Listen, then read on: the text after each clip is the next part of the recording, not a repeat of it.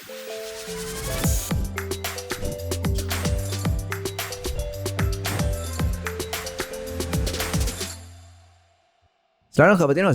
Back to another episode of Thought Behind Things. आज हमारे साथ मौजूद है एक बहुत ही खास मेहमान जिनको जब when he found out that we can potentially have a conversation with him, I was very very excited for two reasons. First of all, to actually I think Pakistan में one of the things that I'm very interested in is कि academia में क्या हो रहा है. I think one of the again बात होती है हमेशा कि we have a huge youth population, we have an incredible potential for the future, but then Pakistan में we're not necessarily skilling and upskilling and teaching a lot of our youth enough things to be able to utilize that potential fully. And so I really wanted to understand how does academia work, and how we can utilize it for a better future. And then I thought who better than to have a conversation with the most premium university in Pakistan, and the Vice Chancellor there.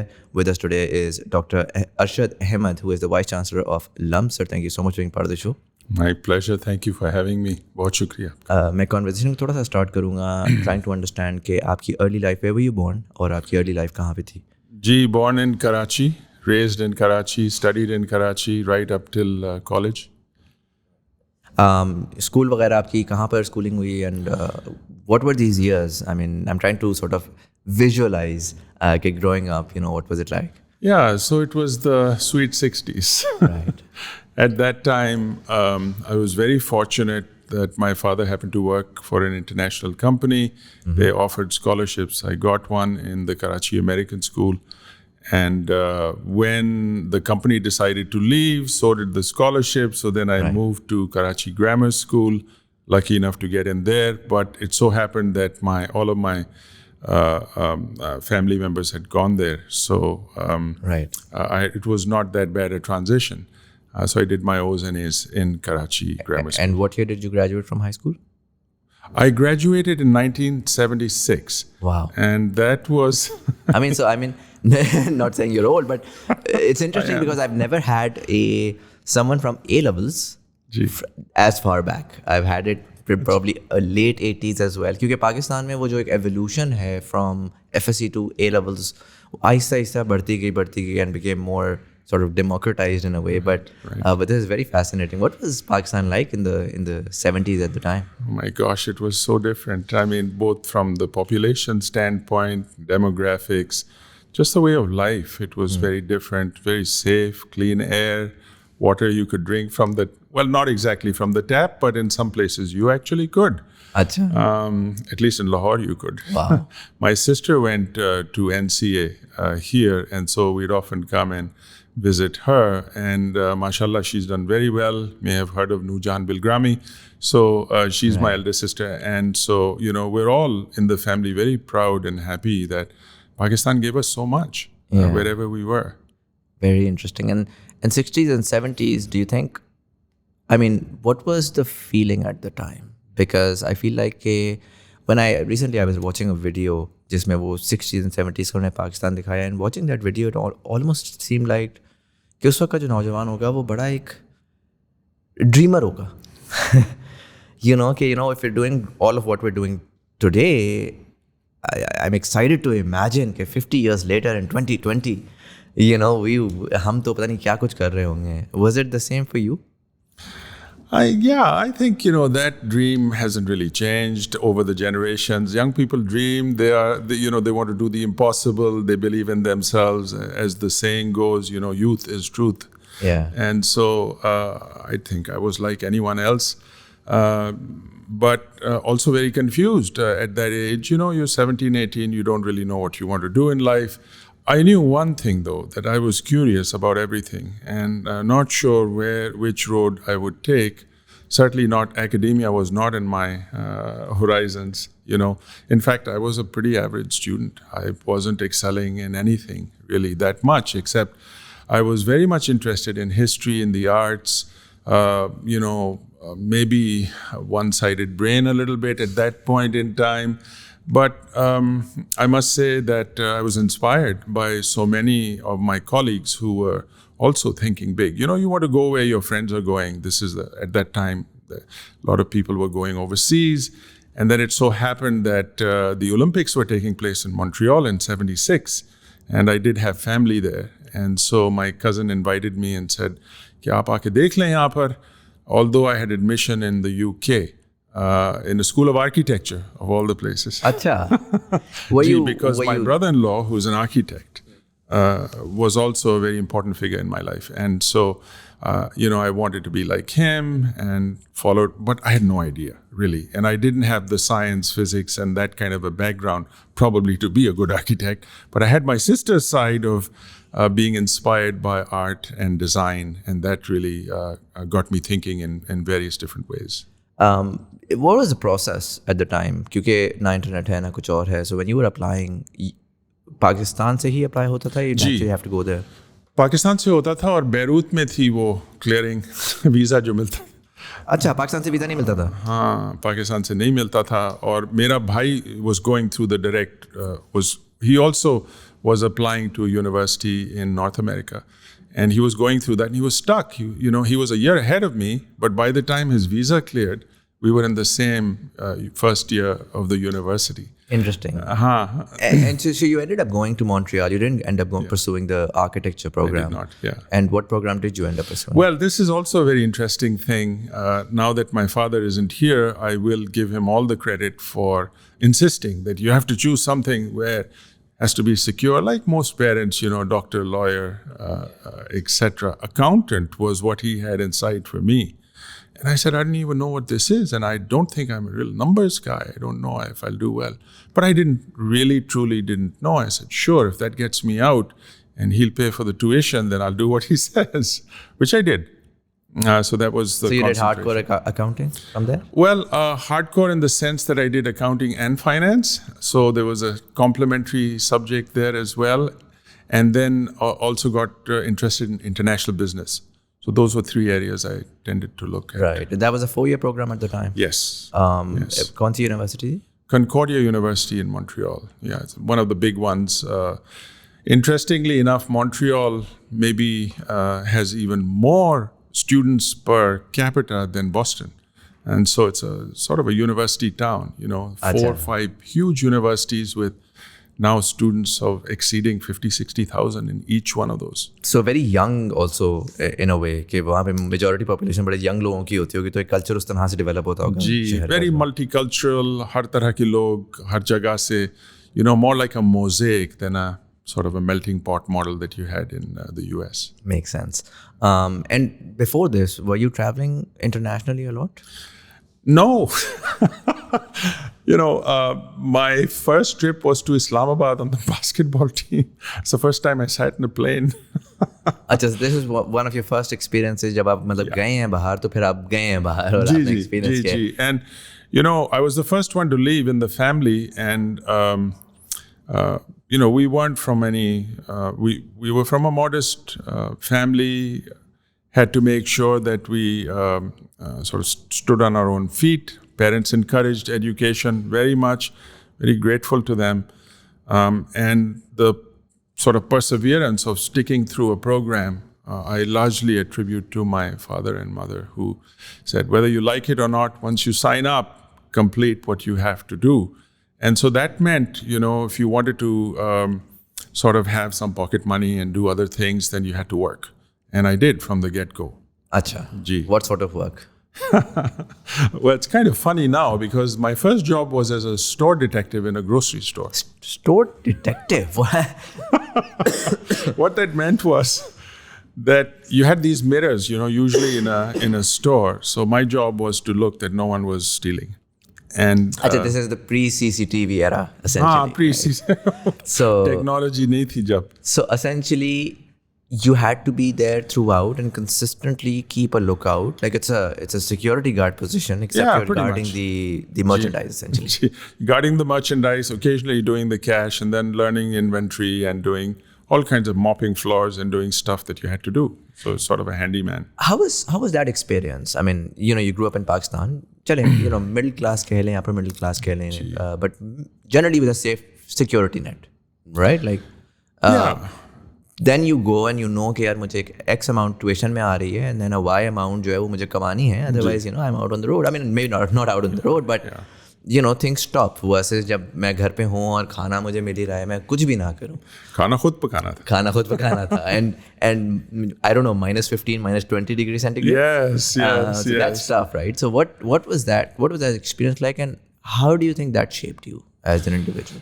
Well, it helped a lot because I think, the distance between obstacle and opportunity, it depends on how you look at it, right?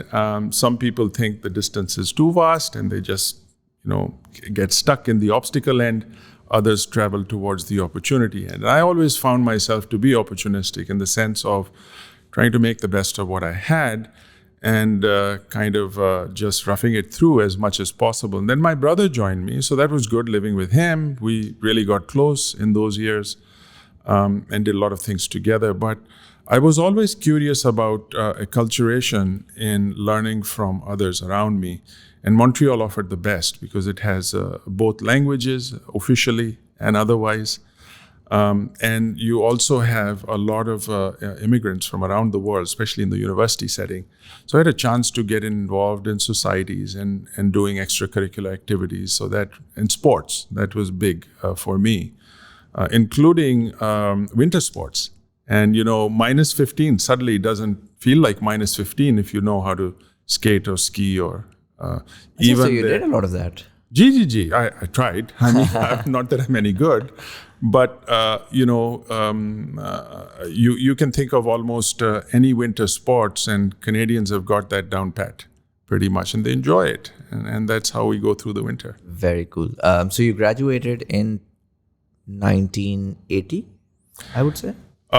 Yeah, I graduated in 80, and then just the way the semester worked, I got right into the MBA program. Right. From the same university? No, to McGill then, from Concordia to McGill University, which is a beautiful campus right in the heart of the city, and lived very close by, and did 2 years of that, which is where I discovered what I'm going to be doing for the next 50 years.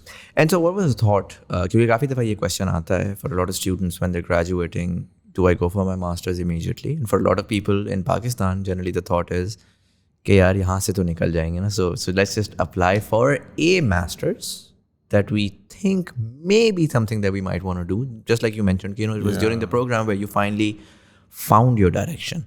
But in a lot of ways, for people in Pakistan, it's a way out as well.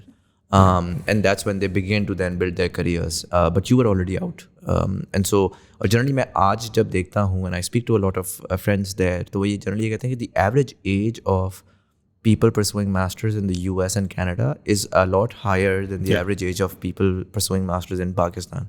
Mostly because people in Pakistan tend to pursue masters. क्या नौकरी नहीं लग रही तो masters कर लेते हैं. And so, in your case, what was the thought? Chaji, I've just graduated. I instead of maybe you could have been looking out for a job, maybe looking out. Was it an option? Because I was on a student visa, and at that time you didn't get the grace period of working. When you finished your studies, you had to go back.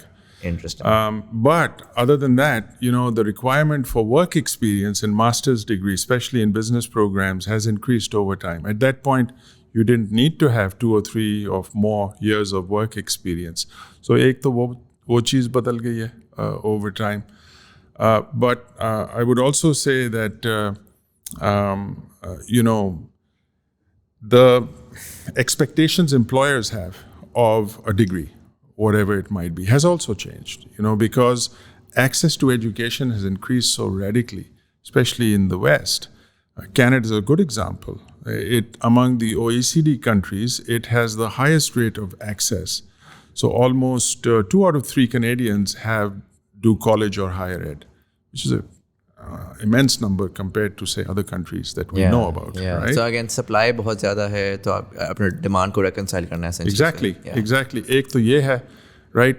And the other thing is now, I think employers are literally beginning to look at masters as the new bachelors. Just because so many more people in the system, and also the quality issues as well, right?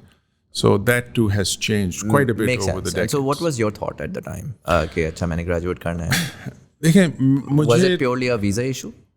That was a factor, but the bigger factor was being an accountant. Don't forget, I'd made a promise to my father and my parents that I will do what they wanted me to do. What I learned, though, in my concentration was this did not excite me. Right. I did not think of myself, wow, I'm going to now go and work in a Price Waterhouse or something and do these audits and, not my cup, or become a tax specialist or something like that. Yeah. But I hung in there. I did my diploma in accounting after the MBA and, did the exam and so on. And once I did that, I said, Dad, I've got the degree. I've got it. I'm going to do what I want. Right. And you know what? At that time, even though it seemed like hell, I hate to use that word, but बहुत मुश्किल था. जब दिलचस्पी ज़्यादा नहीं होती है. Although मेरा भाई, elder brother had more interest in accounting, so I was kind of also piggybacking with him, But I'll say that many, many years later, especially in the job I have now, that degree was invaluable. I read balance sheets and income statements and all that stuff. A lot of colleagues in academia can't. So this has proved to be, things you do and apply yourself, you may not think it's going to help you then and there, get the next job or your passion or whatever.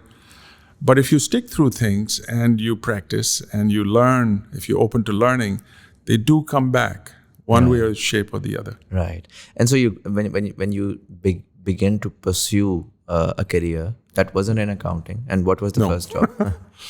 Well, like many other people, I had no idea. Right. And then after the master's and this degree, again, the same question, student visa's over. Well, we were a little bit creative and we decided to raise some funds, mainly through our family, and said, "Ke aap sochein idhar aane ka, and we'll start a business, and then you can get a green card, or the equivalent of immigration." Right? So that's what we did, and rest was history. And so you guys went into hardcore business? No, it was all on paper. That's not what we wanted to do either. But that was the only avenue at that point in time to fast track your immigration, or you get back into line. Because if you had a certain amount of money and you had a business plan, the government would welcome you. Right. This is what I learned in my MBA. So that's what we did. Right. But it was all on paper, and then the doors opened, and then you could really think about what you wanted to do. Right. And when did you किस point के ऊपर आपकी जो degrees आपने diploma जो final किया था, कौन से year तक आपने वो कर लिया हुआ था? So this was, I'm talking about 1982. Okay. So in 82, I was at that crossroad. Makes sense. And then so 82 से लेके अगर मैं आपसे पूछूं कि 18 तक, that's when you essentially joined academia, or did you have a experience? You see what happened was, होता है ना कि you have this sort of moment in your life where some sort of an idea or you see a window that is a sort of a threshold in the way you're going to go next, right? It's sort of a milestone moment. For me, it was, I was working as a research assistant for a prof. Right. This is in 81. And she was young. She just had come from UCLA. She hadn't even finished her Ph.D., but she was like the kind of person who was doing work that really excited me. So I said, "Can I be your RA?" She said, "Oh, all right." I was lucky because there's a big line up there. And by the way, we are still friends. So this is one of my lifelong friends, but it started then in 81. And she had to go off to France to give some presentation. And she said, "Teach my class." I said, "But I don't know how. I don't even know the subject that well." It was cross-cultural management or skills management or something. And she said, no, I'll help you. You can do it. So when I walked into that class, I thought, this is something amazing, where you can have so much impact, so many people. And I was very junior. Remember, I was the peers in front of me. But it sort of, there was a seed planted, and that started to blossom. And in 82, when I had the opportunity to get full-time work at McGill, I just grabbed it. Achha, so you've been in academia all your life then? All my life, yes. Wow. And what was the position at McGill? Oh, I was one of those lecturers.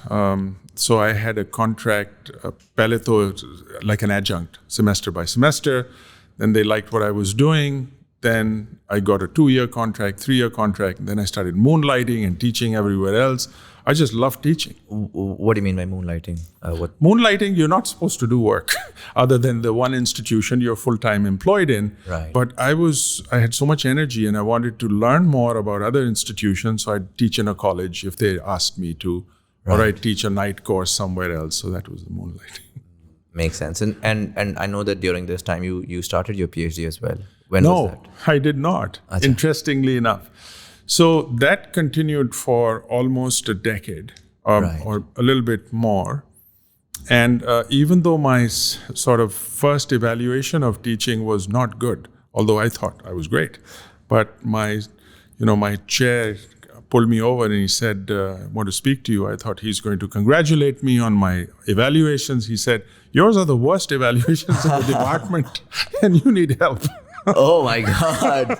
That so must I be was something. crushed, This was a big failure, which I thought was going well, and I was so interested. And you had no idea. I had no idea. I thought I was great. But obviously the students didn't. And so can you imagine the distance I must have had between my ego and they're telling me that, hey, you think you're great, but you need to really radically reevaluate yourself. Radically reevaluate. So uske baad, I was crushed. I thought, maybe this is the wrong place. I've chosen the wrong career. But he was a good chair. He encouraged me and he thought, learn from this. I'll give you another chance. Just like the time I failed my first finance course. So I ended up becoming a finance professor. So the first finance course that I wrote an exam for, बड़ी लड़ाइयाँ हो रही होती थी जब कि आप calculator इस्तेमाल करें या ना करें. इसलिए जब that was the tool to have, हमारे पास पैसे नहीं थे कि ह्यूलेट पैकार्ड या ये कैसियो जो भी कैलकुलेटर ख़रीद लें. तो बड़ी डिवाइड हो रही थी. तो मैं I was on the side that एक तो पैसे नहीं थे और दूसरे कैलकुलेटर के बगैर लिखूंगा एग्ज़ाम. अब उसमें मारे गए. एग्ज़ाम इतना लंबा था, आधा तो ख़त्म ही नहीं हुआ, इसलिए वो हाथ से मैं कर रहा था. तो I did well on the questions I attempted, but I didn't pass the course. Again, it was looking in the mirror and saying, is this the area you're going to, spend many, many years in? And the answer was, well, if it's important enough, then double down and do what you have to do well. And subsequently, I did. Interesting. And so, जब आपकी ये evaluation हुई, if I were to ask, what was the weakness? Oh, and the reason why context में दे देता हूँ. जब हम teaching की बात करते हैं, तो more often than not in Pakistan, we're looking at almost any and everything from your profile to, the researches that you have and really how decorated you are and your CV is. But then आपने बड़ी खूबसूरत बात की कि what you think and what the students think. इसके दरमियान में एक social का element है.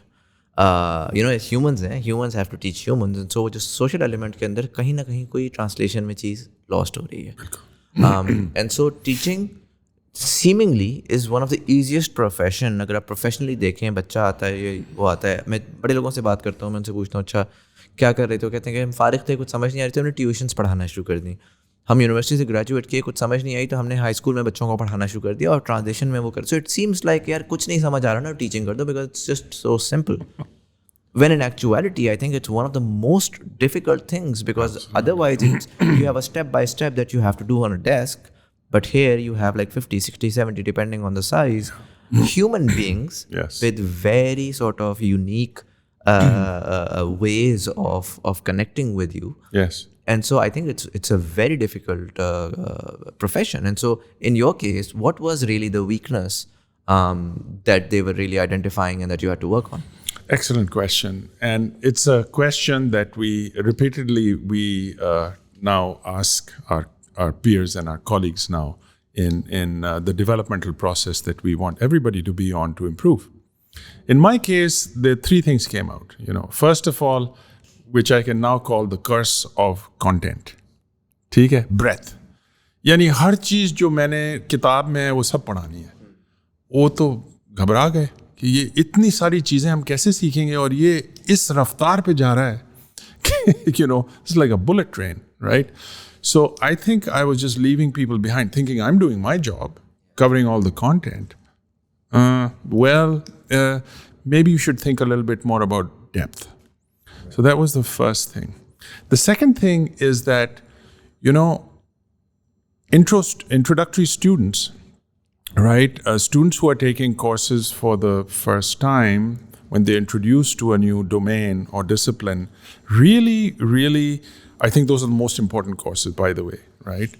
And they're most difficult to teach because you're basically persuading people that this is it, right? This is the area you've been thinking about. And in a lot of ways, they don't even know whether they're interested in it or not. Yes, exactly. Absolutely. It's the unknown factor, right? Yeah.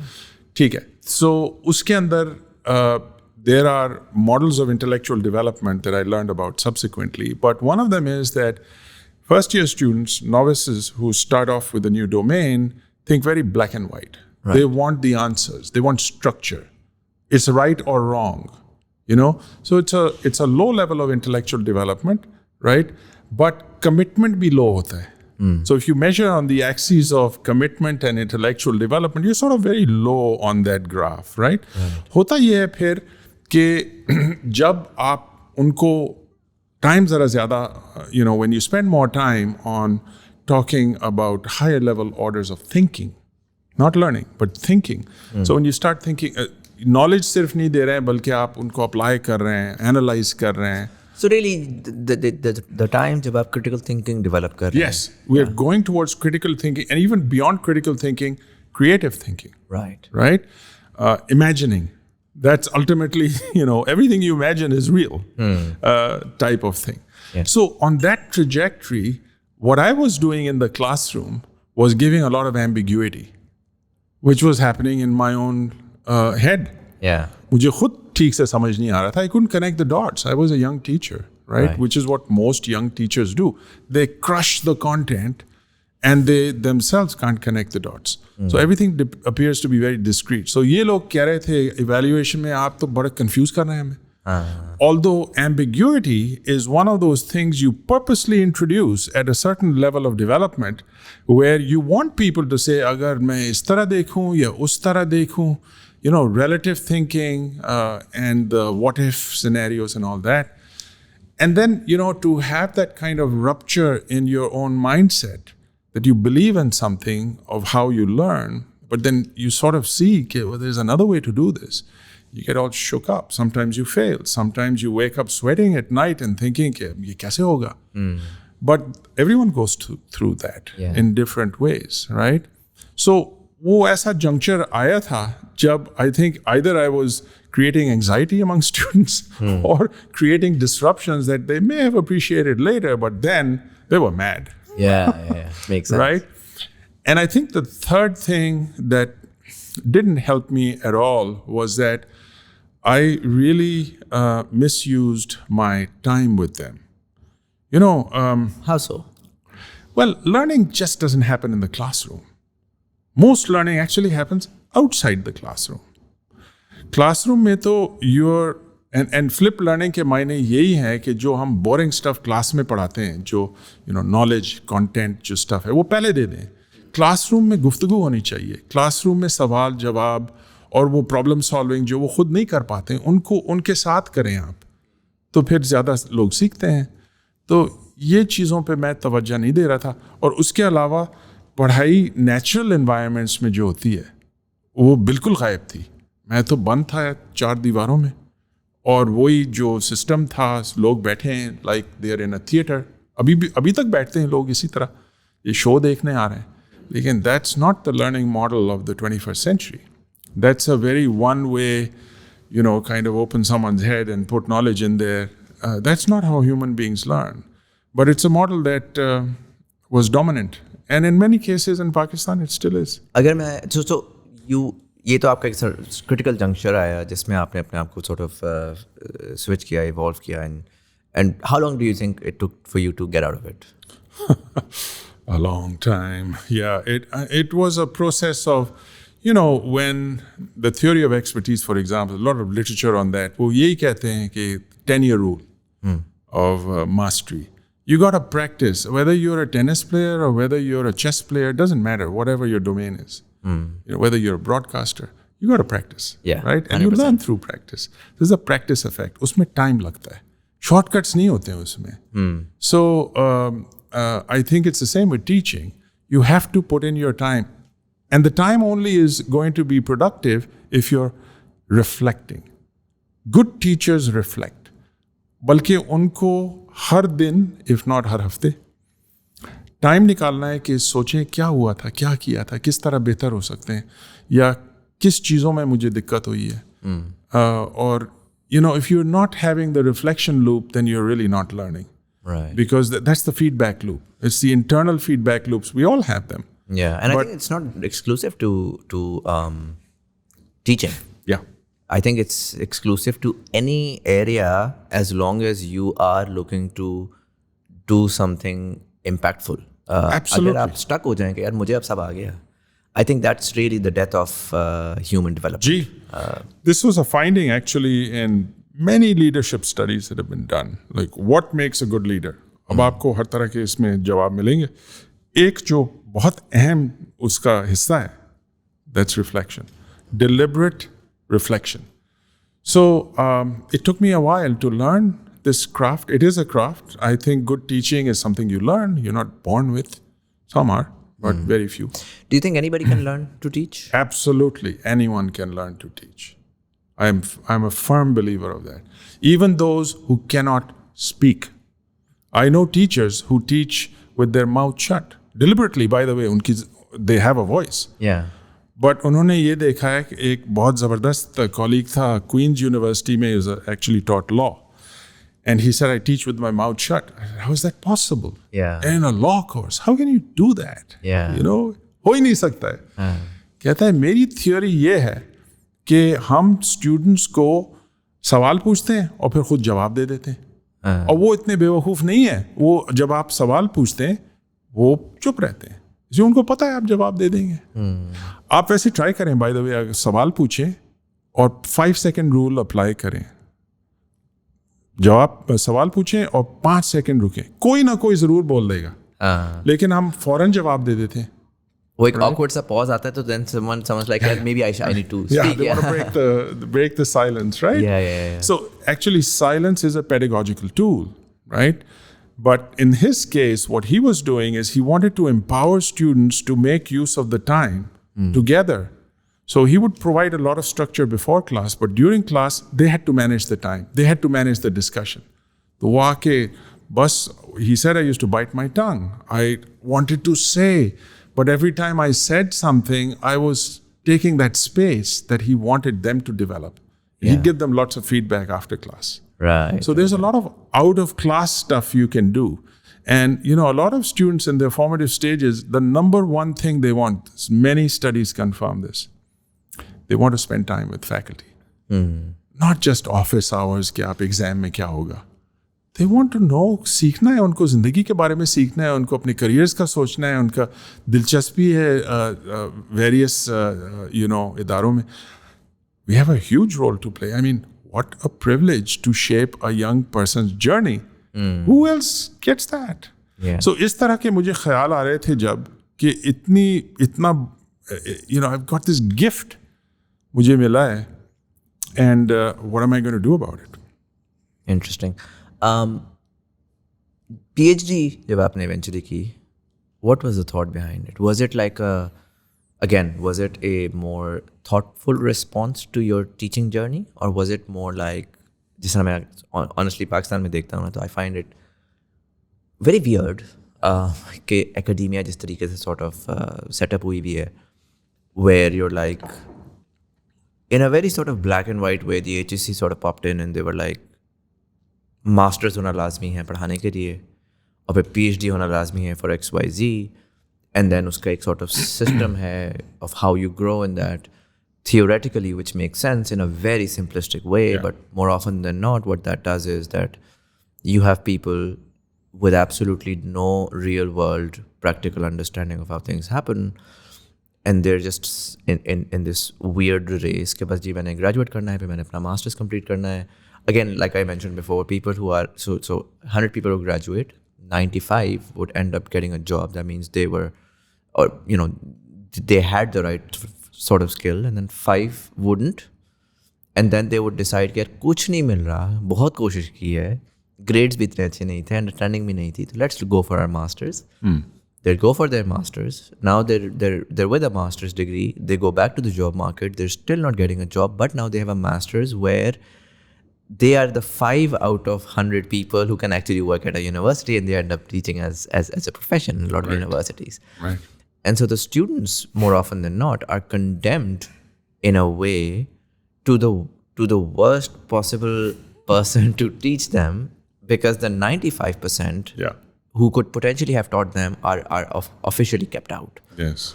And so, mujhe personally, I have a huge problem with the way that, I've studied in a Pakistani university, and बहुत सारे areas के अंदर I could see that there were instructors, वही जो रट्टे वाला हिसाब था, critical thinking, creative thinking, मैंने वो खास कर लिखा था, because I think at the heart and core of the Pakistani education system crisis are these two things. आप सब सिखा दें उनको, आप skills सिखा दें, आप उनको knowledge हर किस्म की दे दें, but जब foundation of critical thinking and creative thinking नहीं होगी, तो it all really goes down the way.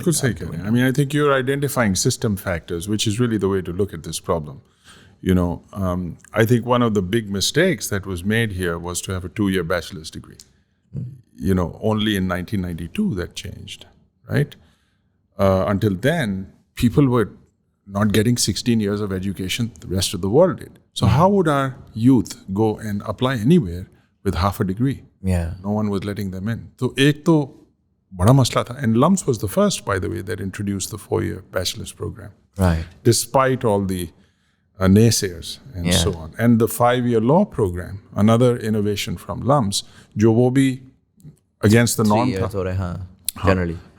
BA, LLB. So, I think आप ये सही कह रहे हैं कि qualifications क्या होनी चाहिए, हमें ये सवाल ज़रा गौर से देखना चाहिए. तो उसके अंदर we shouldn't throw the baby out with the bathwater. And my own experience, I think, at least gives a little bit of insight that, it can also work for a Ph.D. can actually help you in understanding, the kind of depth and command of the knowledge that you need to have and contribute to it. Now, that depends on the PhD program. So you can have good programs, you can have those where you're basically getting a piece of paper and you still don't know how to read, write, question. And there are lots of PhDs, not just in Pakistan, around the world, who are going through those motions. But if you look at a quality program, and we do have quality programs here, we just graduated 100 PhDs from science and engineering. I think they're quality PhDs. In my own case, what happened was that I was teaching finance. And I was teaching it now for a good 10, 12 years. I was nationally recognized for my teaching. I got this award. मैं समझा गलती हो गई, लेकिन वो कह रहे हैं नहीं ठीक है, आप वाकई में you're one of the 10 Canadians to win the national award.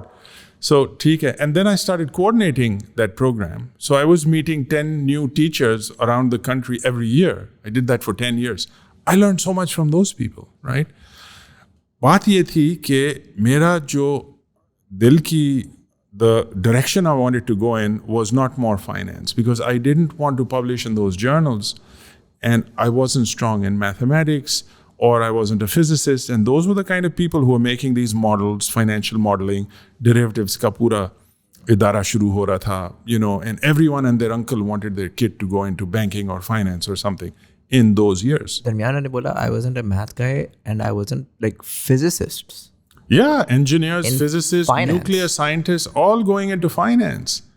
Really? Absolutely. What's the connectivity modeling there? Mostly it's quantitative reasoning, modeling, scenario planning, pricing, market efficiency. All of these are areas where you're calibrating information into decision-making models.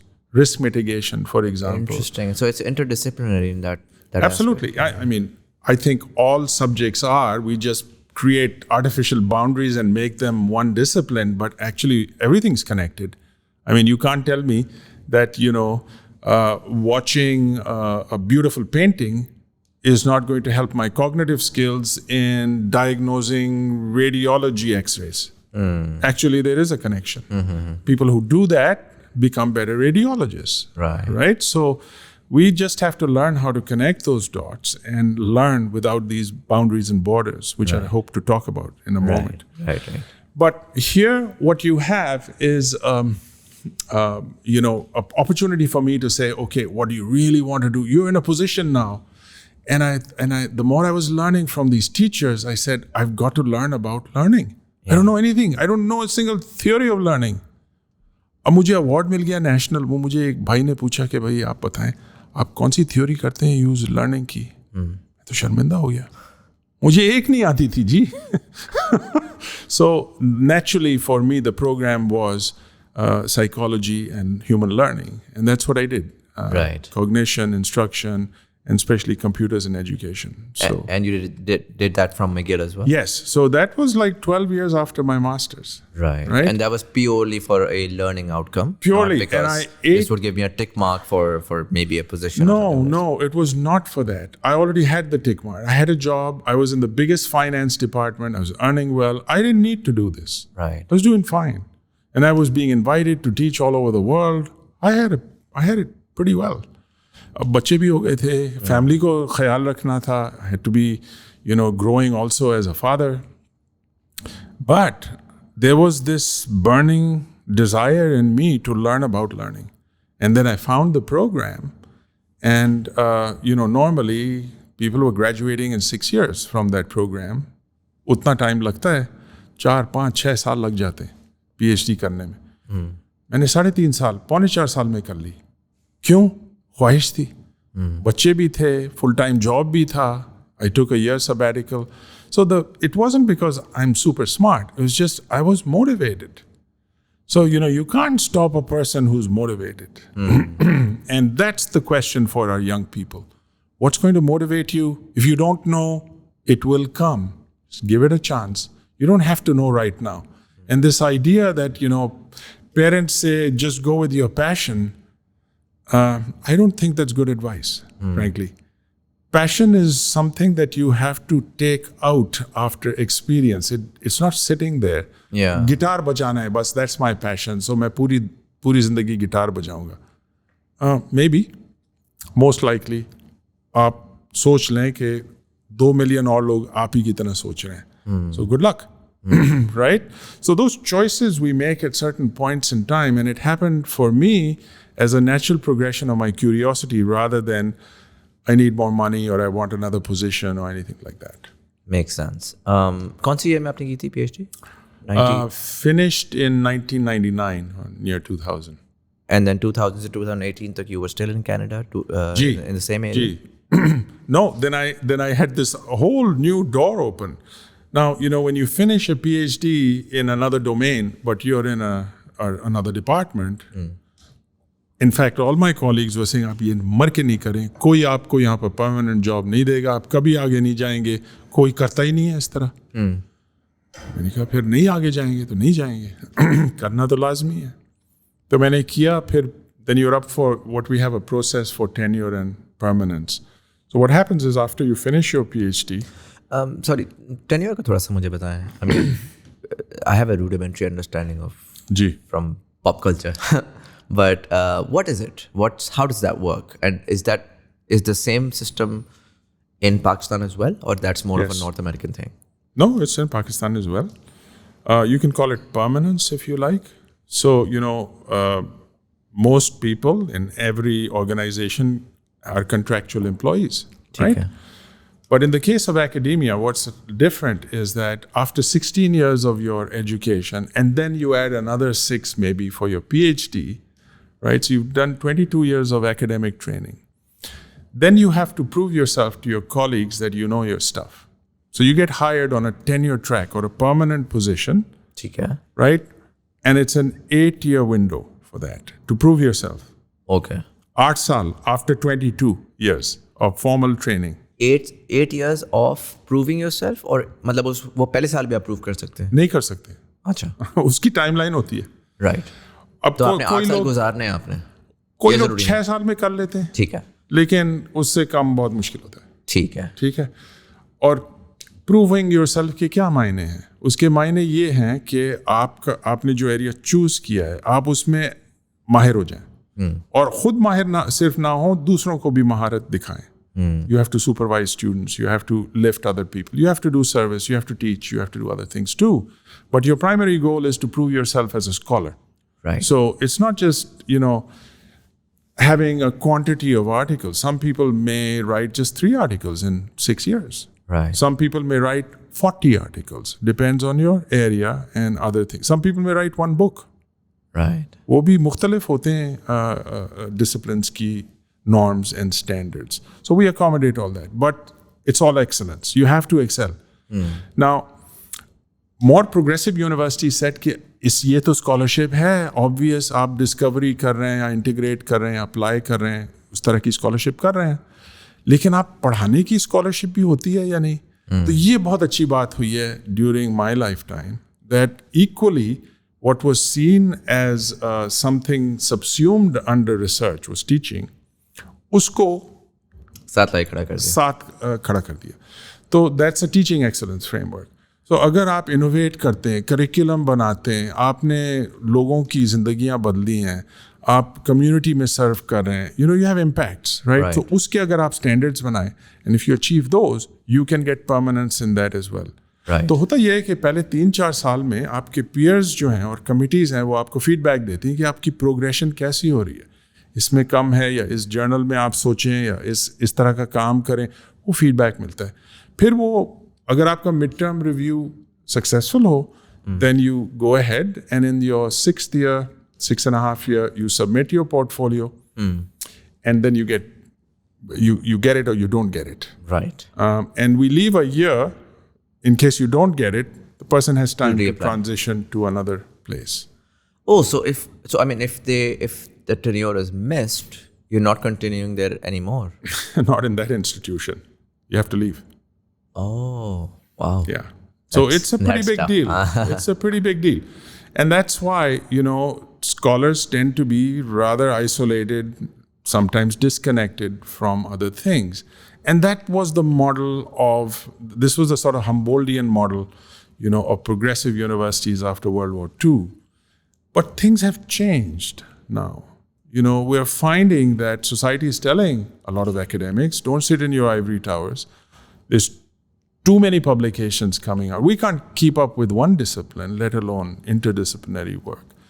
And what about the big challenges we are facing as a community or as a society? Are you addressing those? Right? So if we start channeling those expertise into domains, some of them overlap, some of them are interconnected, and start putting disciplines side by side. ये नहीं कि आप पूरा मिला के कोई नई चीज़ बना रहे हैं. अगर आप इकोनॉमिक्स पढ़ाते हैं, मैं पॉलिटिकल साइंस या मैं हिस्ट्री पढ़ाता हूँ, वो फिज़िक्स पढ़ाती हैं, वो कुछ और पढ़ाते हैं.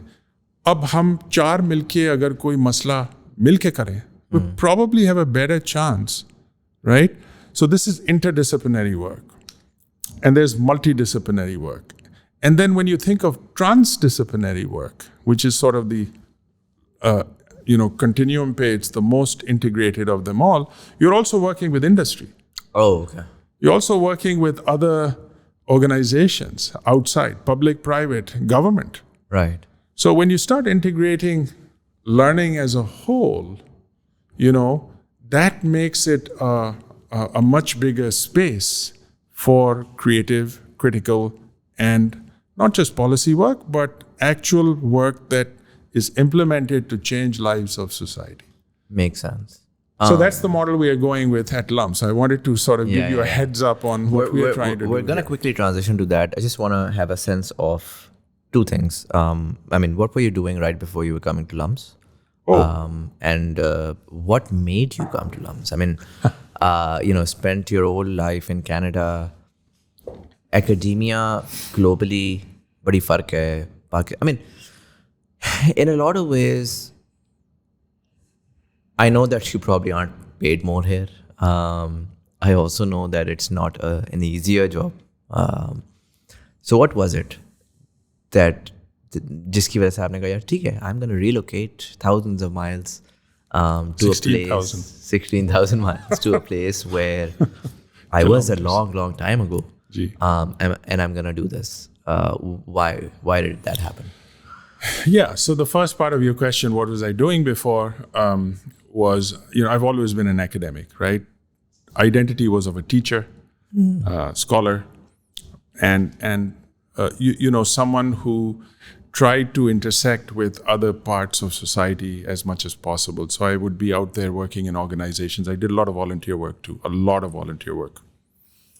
Having done that, I was never an administrator. I never saw myself as a department chair or head or dean, associate dean, or any of those positions on the ladder, let alone, rector, vice chancellor, or provost, or anything. But as it happened, a university in Hamilton, Ontario, which is outside of Toronto, had a position opening called Vice Provost Learning and Teaching. Directly connected to your PhD, essentially. Well, PhD nahi, puri zindagi. Right. I've been going in that direction through whatever crisscross way that I did. Yeah. And I said, this position actually exists. Actually, it was the second position like that in the whole country. Achha. At that senior level. So vice provost is pretty much up there. And I'd never been any of the other things. So someone said, why don't you apply? I said, ये तो मर के नहीं मिलेगा, इसलिए मेरा कोई है ही नहीं administrative experience. उन्होंने कहा, आपको क्या फर्क पड़ता है? So it worked out. I got the position, and I had a chance to see how the university functions. I got a chance to see how administration works. Those hated administrators, those people who are branded as the corporate types and जो सबकी खाल निकाल देते हैं, was not like that at all. In fact, the university is very different from any other organization, that all the administrators, most of them at least, are academics themselves. वो खुद ही हैं जो चेयर बनते हैं, फिर वापस बन जाते हैं अपना पुराना काम. Professors, yeah. हाँ, डीन है, आपको 3 साल किया, 5 साल किया, फिर वापस चले गए. प्रोवोस्ट हैं, वाइस चांसलर हैं, सब वापस चले जाते हैं. यहाँ ज़रा मुख्तलिफ है. यहाँ लगता है लाइफर्स हैं बहुत सारे. लेकिन मुझे कोई ख्वाहिश नहीं थी कि मैं लाइफ के लिए ये करूँगा. लेकिन इतना सीखा मैंने, इतना सीखा इसमें, तो I learned impact. I learned about impact, that the impact I was having as a teacher in my discipline or even some other disciplines was still limited. Right. I could have more impact. And that drove me to take on this position. And LUMS, hey, पहली बात तो ये है कि how can you not remember your formative years and give something back for the gift that you received. So Pakistan was my gift. Yeah. It was where I grew up. It's not just a khana, pina, mahal culture. It's where I learned the most, So it was natural for me to come back, even though my family couldn't. And they still aren't here. This is my hardest challenge. I'm alone here. This is my 5th year. Oh, wow. So that makes it tough. But they understood. My kids are grown up. Yeah. They're doing their own thing. In fact, we said, you're not going to make us empty nesters. We're leaving you. तो कहने लगे, ये क्या कर रहे हैं आप? Who's going to pay the rent? Interesting. But that's how it worked out. But did they reach out to you, or did you reach out for this position? It's funny. I came here. My sister's here, as I mentioned to you, so I was with her, and then they asked me to give a talk here, and I think I was kind of roped into. So one thing led to another, sort of. Yeah, and then I applied, of course, and they said they are at the tail end of finishing their search. They already had shortlisted people. Acha. So I was late in the running. I got squeezed in there.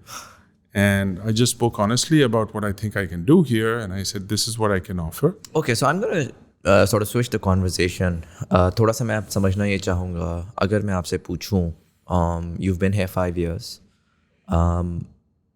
Tell me about LUMS. What was LUMS like 5 years ago when you were here?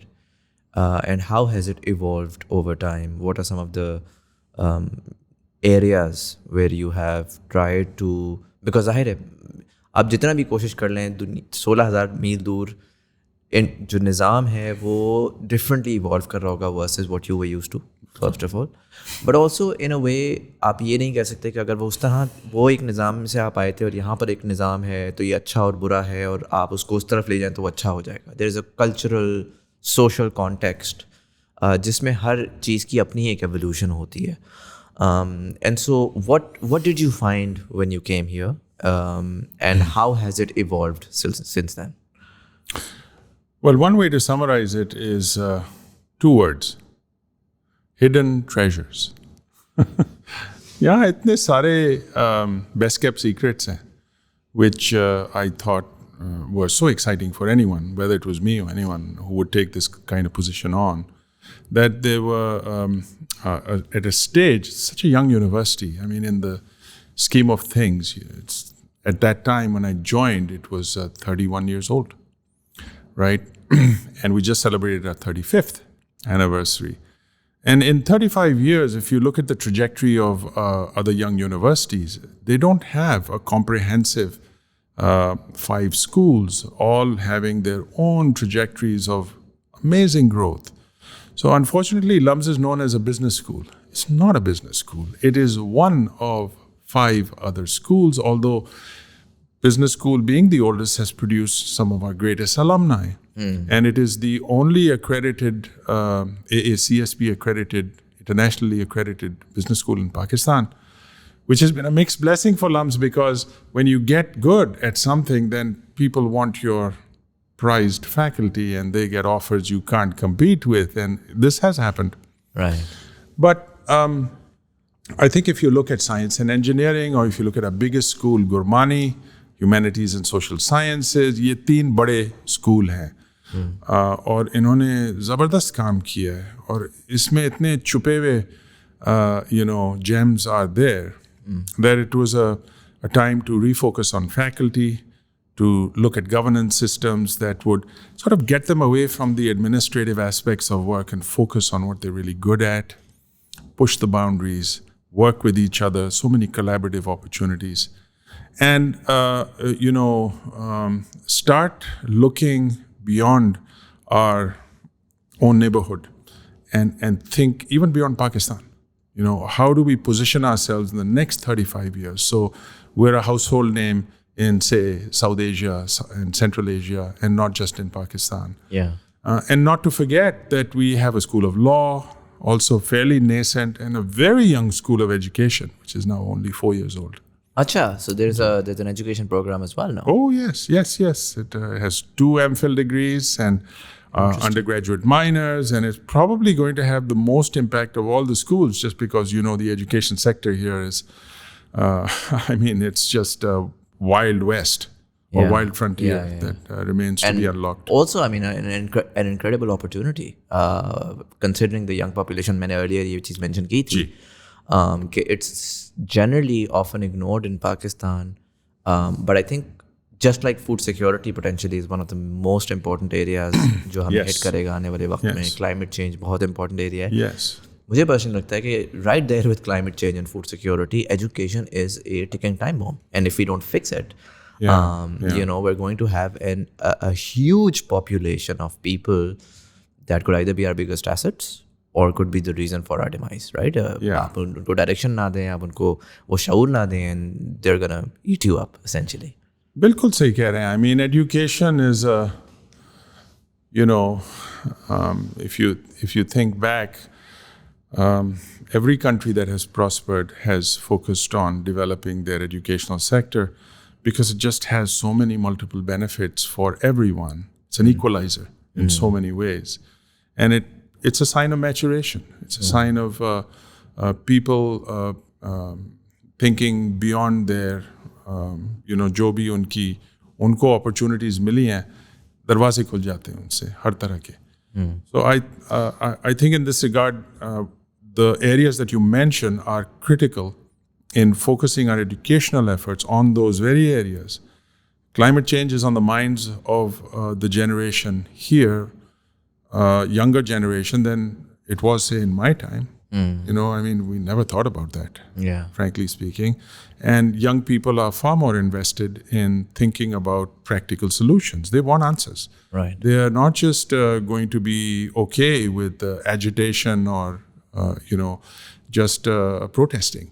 They are getting involved in the very discourse of what is it that needs to change for them to be able to do their parts, right? So climate change is one, but so is, you said, food security. Agriculture has a lot to do with water and its management. That is connected to climate change too. Yeah. And the way we are tilling our soil is a dead end.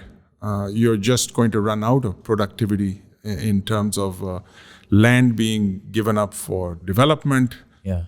And the agricultural practices are not following the 21st century techniques that are there, which can think about regenerative farming, Right. which can think about lower carbon footprint, can use more devices to monitor, eliminate pesticides and all that stuff, you know, which is do you what think we're doing. there's work happening on those areas at LUMS? Absolutely, absolutely. And in fact, you know, before you go, I invite you to go to our cricket field.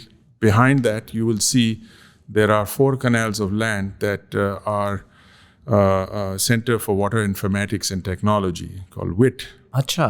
हाँ, तो ये engineering school के साथ है तो ये? यही मज़ेदार बात है कि ये सिर्फ, although it's under electrical engineering is the guy who's leading this, Dr. Abu Bakr Muhammad, but if you look at his team, you're going to find computer scientists, bioengineers, economists, even an anthropologist in there. अच्छा. So ये मिलके इसलिए काम कर रहे हैं, इसलिए it's a multifaceted problem, it's a multidisciplinary problem, and they have experimented in 2 seasons with the wheat and the rice, and have produced the same yield as a small conventional farmer with 0 pesticides, 1/3 the water consumption. So उनके cost बहुत कम हो गए, yield वही रही है, and they're using this embedded, ये जो क्या कहते हैं, you know, instead of tilling the soil, you have you plant in a different way, you use mulch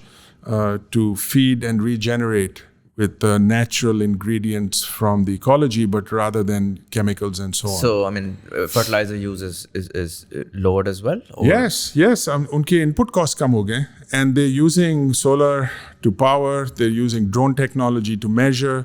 All kinds of devices are there. You'll see it on the field if you go out there. I'd love to see that. And if they can scale that up, can you imagine the impact? Yeah. So ये दूसरा इदारा है. तीसरा है energy. इसको ना भूलें. That's the biggest threat to Pakistan is our power sector, right? So we have circular debt.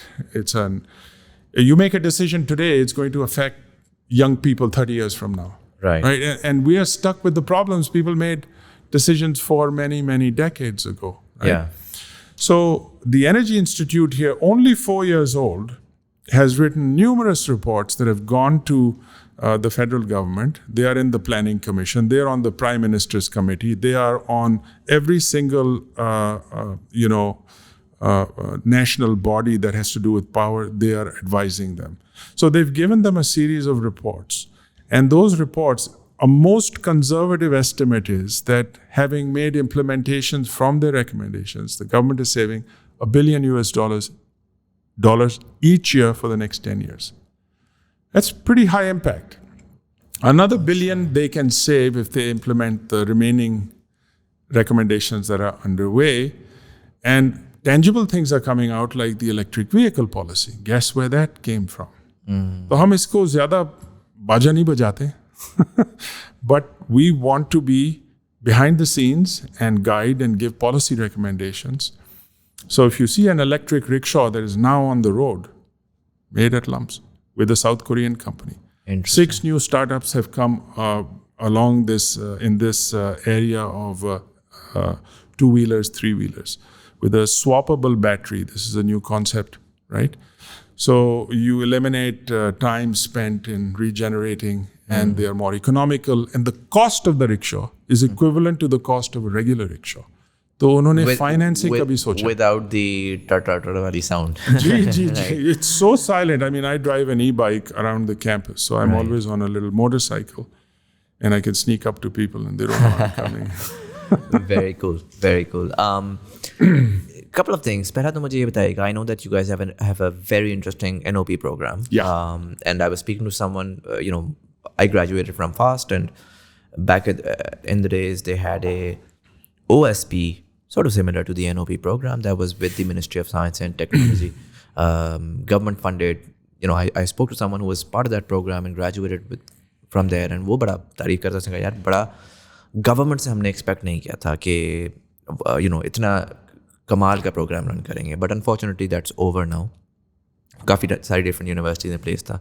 ये जो आपका NOP प्रोग्राम है, is this also partnered with the government और this is entirely localized private LUMS effort? We don't get a rupee from the government. Acha. We don't get any subsidies.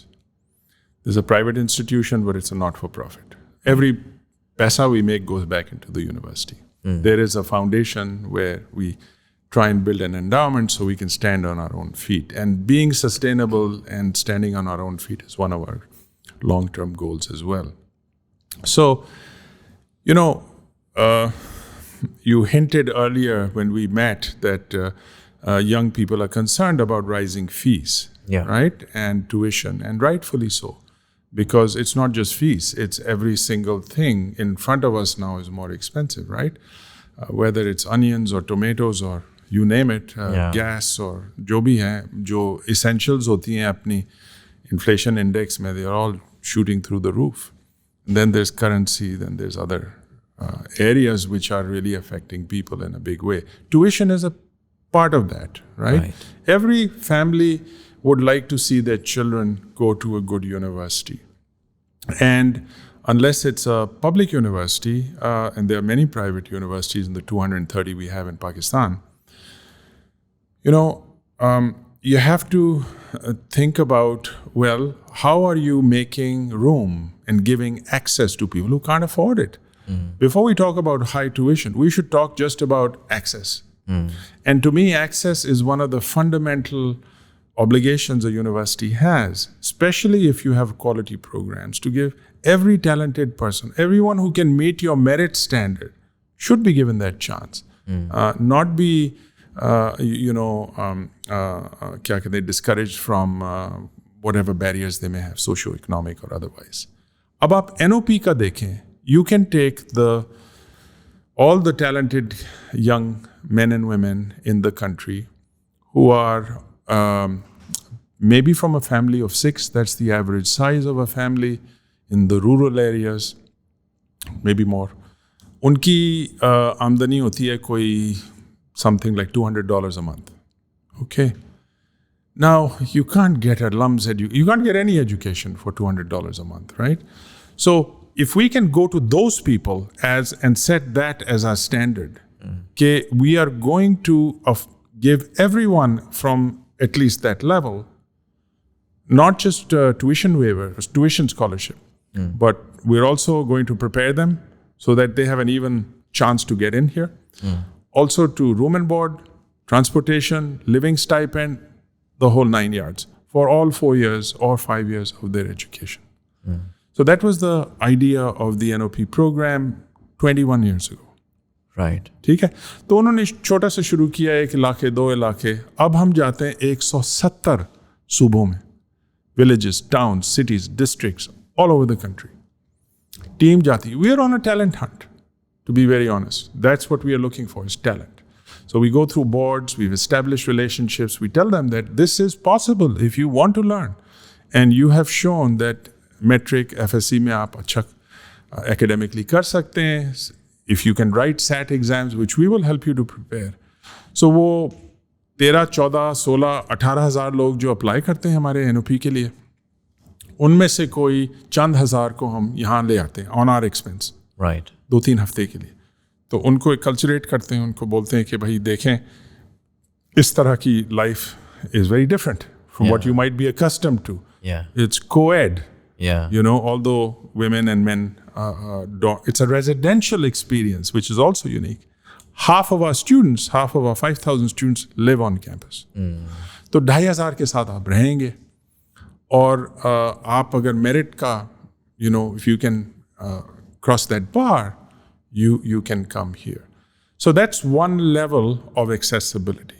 Okay, and we are taking in now for the last 21 years 1/10 of our intake, which is about 1,100 students, 1,200 students now. कोई 120 उनके NOP students होते हैं. Right.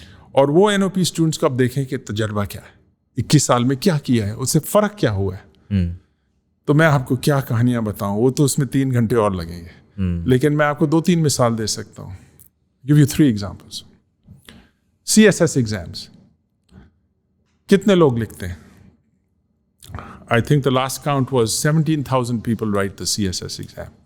2% pass rate. 40,000 apply, 17,000 write. Number 1, number 2, number 3 LUMS students. Number 1 NOP student. I mean, that's a big deal.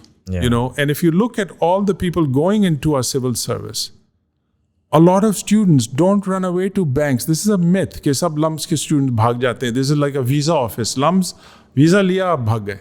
Brain drain. Not true. 17,000 हमारे alumni हैं.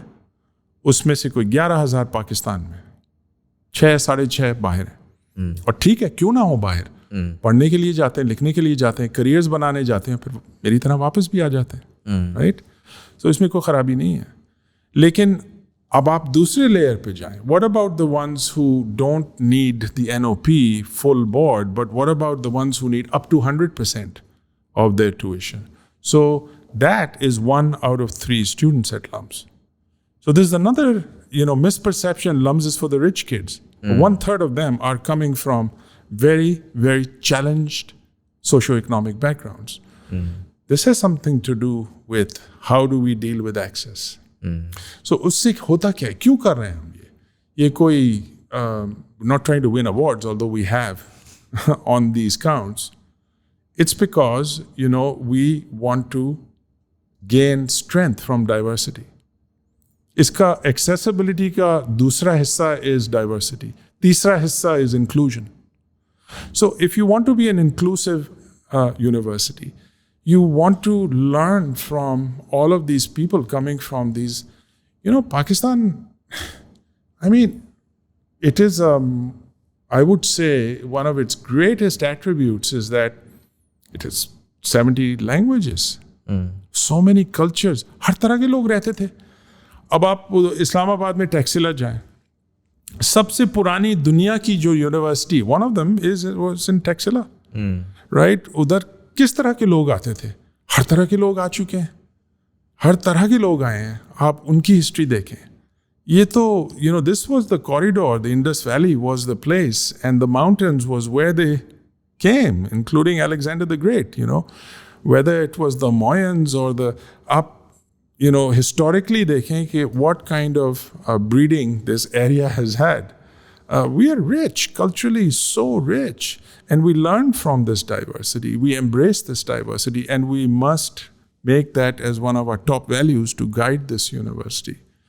So when we start talking about tuition, I like to think of it in ways of accessibility.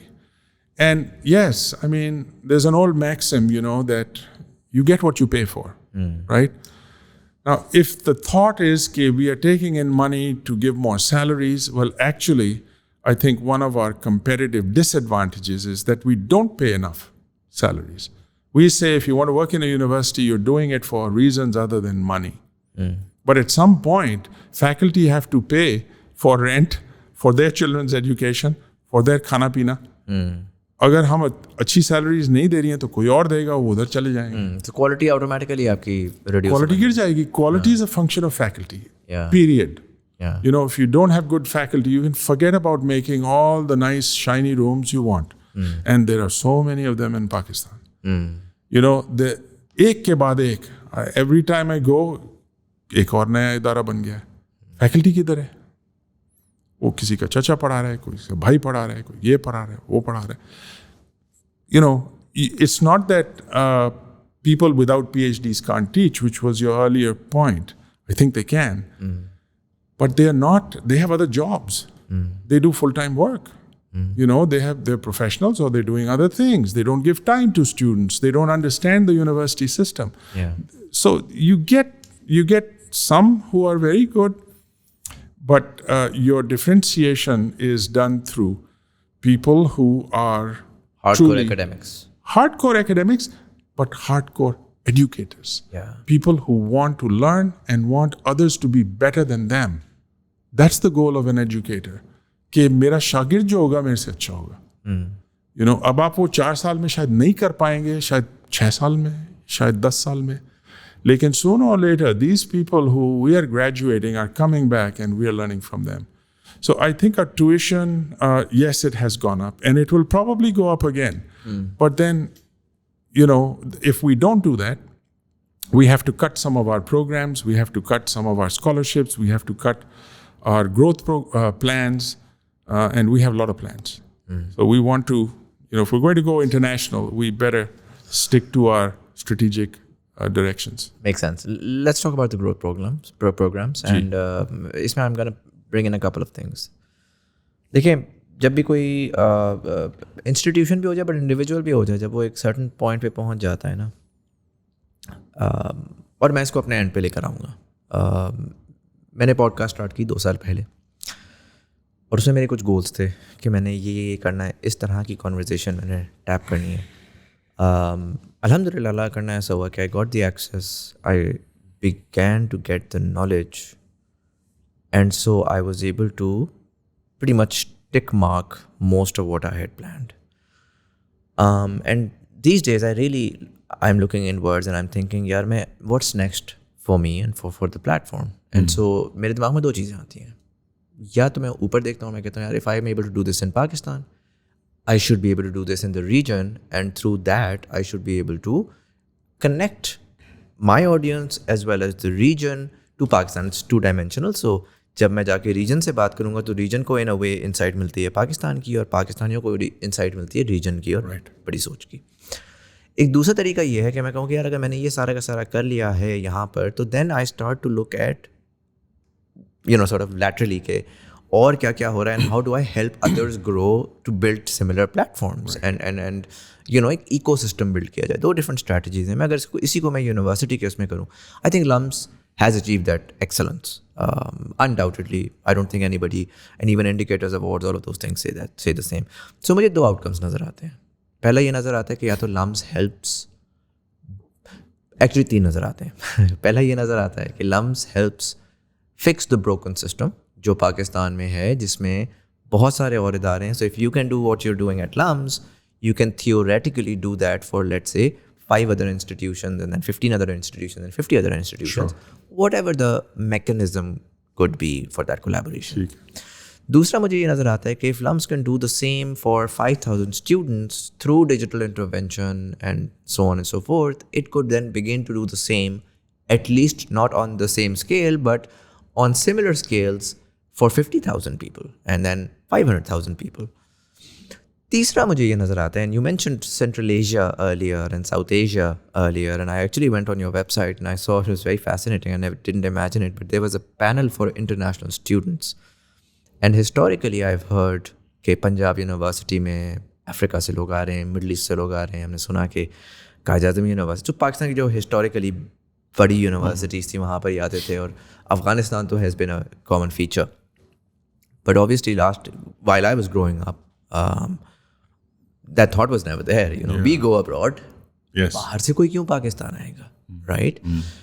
But then वही वाली बात है कि Sri Lanka and Bangladesh and so many other within the same region, Central Asia तो पूरा भरा पड़ा है. बिल्कुल. Right? बिल्कुल. अगर आपने एक ऐसा बेंचमार्क अचीव कर लिया जिसमें आप so मेरी थॉट इसमें ये आती है कि यार अगर आप लैटरली देखते हैं तो हाँ मैंने वो कर लिया, I can't grow further, so I'm going to help others. एक वो डायरेक्शन है, और एक वो डायरेक्शन है कि यार I mean is this it for me as a podcaster, is this it for you as LUMS, और do you scale up and then begin to attract some of the best minds from Central Asia and South Asia, and then eventually Africa and so on and so forth. Particularly Africa, I think there's a huge market there. Sure. So what's next for LUMS, and what's the thought behind that direction? Yeah, those are 2 or 3 really good questions you're asking, because I think This is really what we've been focusing on the last few years in particular, about thinking about the future. And, the first thing you said about, have you reached your limit and now are you going to sort of be more collaborative or are you going to become bigger? Something like that. I think it's the answer has to be in collaboration, not competition, not becoming bigger. We don't want to be a big university.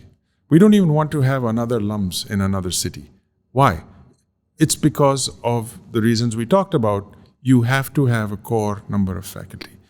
And it's easier said than done to just, ठीक है, जगह खोल ली, इमारतें बना ली, फिर क्या करेंगे आप? लोग तो अगर यहाँ मुश्किलात हो रही हैं तो फिर आगे कैसे? You can't think just in terms of buildings and brick and mortar. But what you can do is imagine collaborations that really have a high impact. I'll give you 3 examples, okay? और ये अभी हुआ है, जो आंखों के सामने अब ये बरकत निकल रही है उसमें से. एक तो ये है जो आपने बहुत अच्छी बात की about digital learning. I mean, the whole world is not going there, it's there. All the big companies, all the big, organizations have digital platforms. They're all platform-based, right? So you can get anything and everything through platforms. So if you don't think about building a platform for education, you're going to be left behind. Rest of the world already has, by the way, whether it's Coursera or edX, FutureLearn, Khan Academy. एक के बाद एक examples हैं इसके. यहाँ पर क्या हो रहा है? यहाँ पर आप HEC में जाके पूछें तो वो कहते हैं कि देखें, हमने Coursera से डील की है, उन्होंने हमें, we gave them $1 billion and they gave us access to all these courses. Well, I think we already had access to the courses. अगर वो फ्री में भी दे रहे हैं, अब 1 साल गुजर गया है, कितने यूनिवर्सिटीज़ ने वो कोर्सेज इस्तेमाल किए हैं और कितनी यूनिवर्सिटीज़ में क्या कहते हैं, they become part of the core curriculum or part of their, how they integrated. And the results aren't good. तो कोई वजह होगी. है वजह. ज़बान का एक मसला है, स्टैंडर्ड्स का एक और मसला है, इंडिजिनस कॉन्टेक्स्ट का एक और, बहुत से मसल और मसाइल हैं इसमें. तो हमने सोचा कि देखें, इसके अलावा हम अपना क्यों नहीं प्लेटफॉर्म बनाते. And why don't we learn from the best. This is not yesterday's model. ये तो पूरा 10 साल गुजर गए हैं इसमें, right? So the first thing I did actually in 2018, I recall, is I invited a colleague I was very fortunate to know who has built a course in Coursera, which is the most subscribed course in the whole world. Acha. Over 2.5 million people have taken her course. Wow. One course. More subscribers than any course that you and I in many lifetimes would never be able to teach. She's done it in a course. She made it in her basement. She said she went to Walmart and she got some equipment. Within $500, she made the course with her family members as props and actors. Her name is Barbara Oakley and the course is called Learning How to Learn.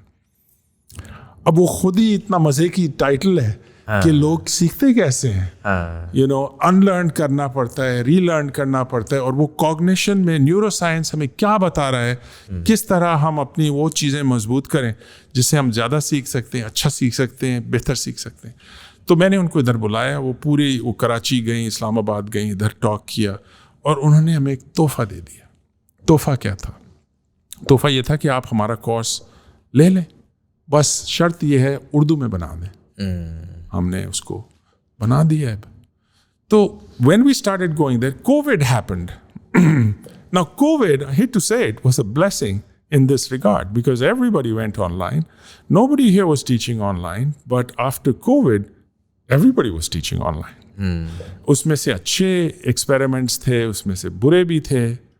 Steep learning curve. And we formed a learning institute here, a learning and teaching center, which really propelled. Almost half of our faculty took developmental courses to, you can't do what you do in the classroom on a platform, as you know, right? So there was that learning taking place, new courses were coming up. And so I said, we can't just do this alone. Let's see what other universities are doing. So I asked some of the vice chancellors to meet, and 9 of them signed up, and we hosted them here with HEC. We said, we want HEC in this. We said we need funding also from the World Bank. They said they had some money. That our I was noticing that our core curriculum for all the universities have 2 required courses, only 2. आपको पता है वो कौन है? Pakistan Studies and Islamiyat. Exactly. अभी तक वो ही है. अब उन्होंने 2-3 साल में सोच के उसको बढ़ा दिया है. तो उन्होंने 11 और ऐड किए हैं from different buckets. Okay, so you have choice. आप किस तरह अपना core बना सकते हैं. ठीक है. हमने कहा अगर what if we dream that we take the best universities who can make these world-class standard courses and offer them to all universities in Pakistan for free. तो quality उससे बढ़ जाएगी. अब उसका ना LUMS का नाम होना है, ना उसका AOU का या NUST का या आगा खान का, उनको छोड़ दें. Course is a course is a course. This is HEC offering. Call it Pakistan edX. Okay, and we can have our own. We now have LUMS X, and other universities have their own. So this became a strategic priority for the university. We are building the largest repository of online courses, asynchronous, hybrid, and so on.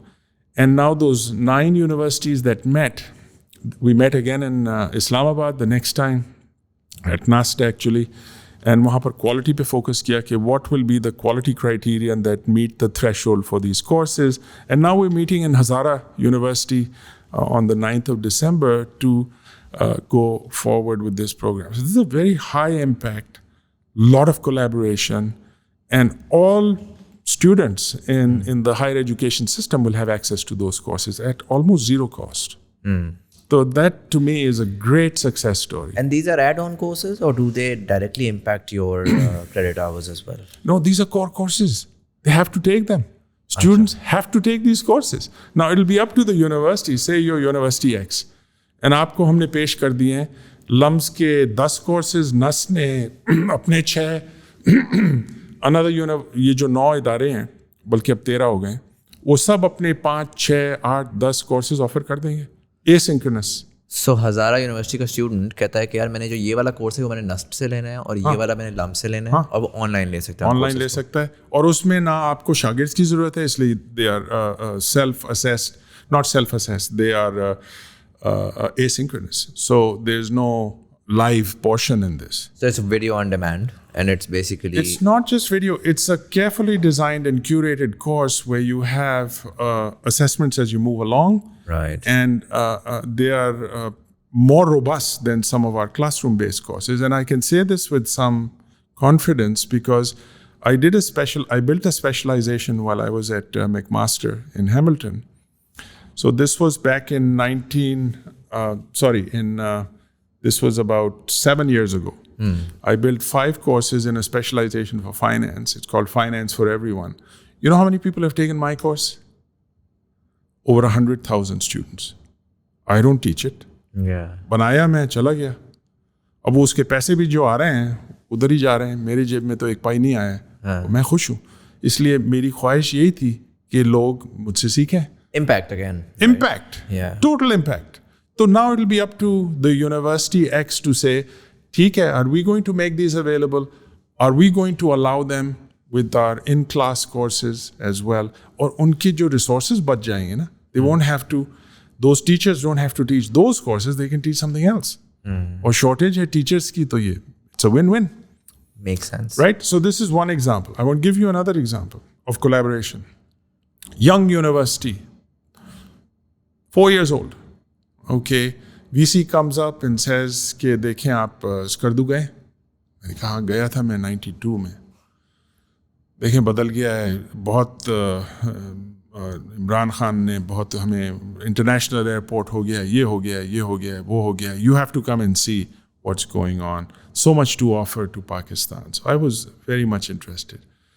So to make a long story short, after many conversations, I took a team of our faculty and some of our senior leaders, and we did a twinning program. Twinning के मायने ये थे कि हम 5 courses मिल के बनाएंगे. So design करेंगे scratch से.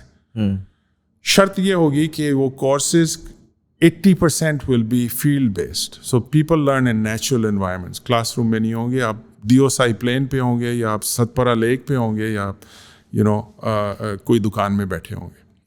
तो डिज़ाइन इस तरह का था. तो वो इधर आए कोर्सेज डिज़ाइन करने के लिए.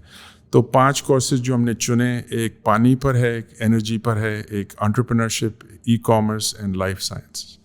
तो इसमें मिलके उन्होंने बनाया। अच्छा, डील वाज हर क्लास में 50 लोग होंगे। So 300 students. How many students? 250 students, yeah? 15 to 5. 250, but we ended up with 300 anyway. Aadhe hamare. It was 30 students from each university. Right. So 60 times 5, 300. So we had 30 from LUMS, 30 from UOB. तो ये सब मिलके हमने last July we offered 300 people live together for a month in Skardu. अच्छा, आप गए कभी? मैं अभी रिसेंटली होकर आया। आपको पता है वहाँ 300 लोगों की कोई गुंजाइश नहीं है रहने की। और वो भी पीक मंथ में, जुलाई में। Right.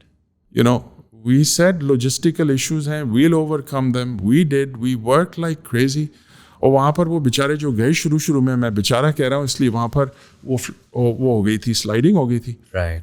फिर ना पानी था उनका पीने को, नहाने का, पकाने का, ना बिजली थी। तो वो तो पागल हो गए एक हफ्ते में। तो उन्होंने इतनी गालियां दी हमें, किधर भेज दिया आपने, क्या कर दिया, हमसे पैसे भी ले लिए उधर जाने के। आप hang in there. We tried to solve as many problems. When I visited them on the last day when they were graduating, not one person wanted to come back. Not one. जी इतना सीखा है, कितने अच्छे लोग हैं यहाँ, कोई ना, you can leave your laptop outside, nobody cares, there's no theft. Women, we didn't know that in a family if there are 6 people, 3 men, 3 women, and only 2 can go to school, it will be the girls. अच्छा, Yes. और ये लोग, how come they live so much longer? Simple लोग हैं. Very, they love Pakistan. They're very nationalistic, they are very idealistic. They want to get things done. मेहनती लोग हैं. तो हम तो सिखाने गए थे, लेकिन सीखा तो हमने. So this is the kind of collaboration in natural environments which we don't do. Now, what if we start doing that? And today it's us and UOB. Tomorrow it can be another university doing a twinning program, right? And then the third point is, when you do get international students here, they understand it's not a dangerous place. That narrative that Pakistan is a banned danger zone, aap yahan nahi aaye. I mean, they're essentially going to become your biggest ambassadors. Right? Sorry? They're going to end up becoming your biggest ambassadors. You don't need anyone else, essentially. Yeah, that. But the other thing is that we constantly we fall into the trap of a problem space that इतनी खराबियां हैं हमारी कि अच्छाइयां भूल जाते हैं। अच्छाइयों के लिए अगर आप एक्सपो गए थे दुबई में? मेरा इत्तेफाक नहीं हुआ, but obviously I saw it on digital. हाँ, तो वो how did we win number 2 in the world? Because we talked about our heritage. We talked about the learning. Yeah. And when the world sees that side, they say, यार इधर तो जाना जरूरी है। बल्कि आप तो क्लाइमेट चेंज का बात कर रहे थे। The third pole is in Pakistan. North pole, south pole के बाद सबसे बड़ा जो इदारा है जहाँ पर frozen ice is in the Himalayas. 10 biggest peaks in the world are here. 10 bigger river systems and basins are here. आप किधर जा रहे हैं? आपको डेटा चाहिए, आप तो इधर आए. आपको अगर पानी, इन्फेक्शियस डिजीज, आप कोई भी सब्जेक्ट ले लें, सबसे ज्यादा डेटा आपको पाकिस्तान में मिलेगा. तो research opportunities are here. Right. High impact interventions are here. And all of that the universities have, I think, a moral obligation to showcase examples of collaboration with so much space with international universities, in particular with regional universities. Our obsession with the West has to be tempered with the countries you were talking about. All the stans, Tajikistan, Azerbaijan, Uzbekistan, you name it. वो countries हैं, बांग्लादेश है, श्रीलंका है. हमारे पास वहाँ से students आते थे पहले. अब वो परसेप्शन बदलता गया, कम होते गए, और फिर वीज़ा पे इन्होंने इतना सारे हर्डल्स डाले हैं कि वो आते नहीं हैं, बल्कि उनको पैसे देने होते हैं कि आप इधर आए. And all international students, the rest of the world, the other way around. Yeah. They pay more to come Yeah. हमारा उल्टा है. So we have to come out of this. China is there. I mean, come on. How many Chinese students do you see at LUMS? Yeah. Not many. We have to change that. We have to think about, just as we learn from diversity from our regions, we learn even more from internationalization. So do you think you're going to be going in that direction, trying to solve that problem? I don't think. I know we are. This is a done deal. And in terms of the infrastructure, I know that you're constrained now by land. Do you think, Chale, I'm not asking you to go to Islamabad. I mean, it is Lahore University after all, but do you think it could become a multi-location campus? जैसे पूरी दुनिया में होते हैं, बड़े सारे के downtown में होते हैं, उसका एक कैंपस ही होते हैं. Maybe schools could, sort of branch out. उस तरह से expansion potential हो सकती है, because when you mentioned ज़ाहिर है collaboration, whether it's within and regional, तो I obviously या तो फिर आप कहते हैं कि यार I'm capped at 5,000 and I'm going to now cut off some Pakistanis to get some regional kids in, or I can say कि यार I can go to 6,000, 8,000, 10,000 depending on the scale, and I think scale is going to aggressively grow and the demand is going to aggressively grow in the coming years, considering जो number हमें नज़र आ रहा है of the young people really coming into the system, right? उस case में how do you plan to expand? Well, traditionally we've been having a growth of about 10% each year. Right. But we have some hard constraints with a 100-acre campus. You can only have so many people in here. Yeah. Although we are building a new central building complex. This will be the first building in, I think, any university in the world, where instead of a new school, we are going to put 6 centers working side by side with industry, with each other. Right. जो मैं interdisciplinarity, learning without borders is the perspective through which we look at. And that's happening within this campus? Yeah, we're going to break ground soon. We've been designing this building now for 2.5 years. We just got funding for it. And it's going to, hopefully in a year and a half or 2, we'll have a new building here. But this is the new face of the university, which is collaboration, which is integration, and which is, working with industry, जो बहुत कम होता है यहाँ पर, right? So growth prospects, ठीक है, इस्लामाबाद में क्या? मैं आपको बताऊँ, दुबई जा सकते हैं हम, श्रीलंका जा सकते हैं हम, दूसरी जगह जाके छोटे niche areas में we can do some programming for training, can run a niche program, but not another LUMS.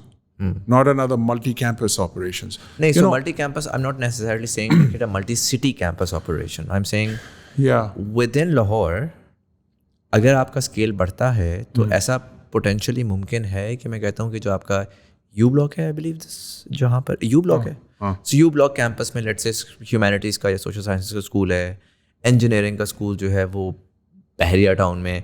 Again दुनिया में बहुत सारे ऐसी वो हैं कि जिसमें एक शहर होता है, उसमें अगर वो खासकर डाउनटाउन एरिया में होता है तो वो वाली 4 बिल्डिंग्स हैं, फिर उसके बाद उस तरफ जाएं तो थोड़ा सा ड्राइव करके तो उधर डिफरेंट स्कूल है, वो इम्प्लीमेंट करते हैं. इवेंचुअली वो अगर बड़ी बड़ी यूनिवर्सिटीज़ में आ जाए तो 45,000, 50,000, 60,000 बच्चा जो है वो जा रहे हैं उन यूनिवर्सिटीज़ में. हाँ, ज़रूर जा रहा है. उस तरह की एम्बिशंस इतनी ज़्यादा नहीं हैं फ़िलहाल. Although there is, if you're talking about a radius that is accessible, because even now coming to one campus, लोग 3-4 घंटे लगते हैं उनको, इसलिए रेजिडेंशियल लगाया है, right? But yes, I can see perhaps a special zone where we encourage certain types of programs, perhaps in computer science and in AI and in जहाँ पर बहुत ज़बरदस्त डिमांड है, पाकिस्तान में ज़रूरत है ना इन लोगों की. इस तरह के skills के लिए maybe we can think of a sort of a little valley. Right. The idea of bringing very smart startups in one. We have the National Incubation Center here, which is doing, mashallah, very well. And that could be scaled up. That makes perfect sense. We have the Rousing Executive Development Center, as old as LUMS, which has trained 37,000 managers around, for the span of time. They've had a huge impact on management training, right? So if you add those things up, yes, those are possibilities. Right. We definitely can do that, but not replicate 300 faculty यहाँ है तो फिर 300 उधर होंगी, ये नहीं होना है. Makes sense. वो 10% लेकिन आपका साल का ग्रो जो है वो कर रहा है, और फिर सी कि आपने किस तरह से करना है. इधर ही ऊंची बिल्डिंग्स बनानी है या लिमिट है? According to our zoning laws, you can't go more than 7 floors now. Right. Do you think you might acquire some other buildings close by? Maybe for residential purposes, and certainly maybe for some of the things you mentioned earlier on. But I think academics you'd like to keep here. Yeah, of course. I mean, that's one of the draws. You don't get a lot of salary, but you get access to world-class facilities. You walk around here, you will see we have all the athletic facilities. We also have a biodiversity here. Right. Did you know that we have all the trees of Punjab on this campus? Acha. 105 species. Every single that's available in Punjab. Almost every, we've geotagged them. And we found that because of those, we get birds from Central Asia.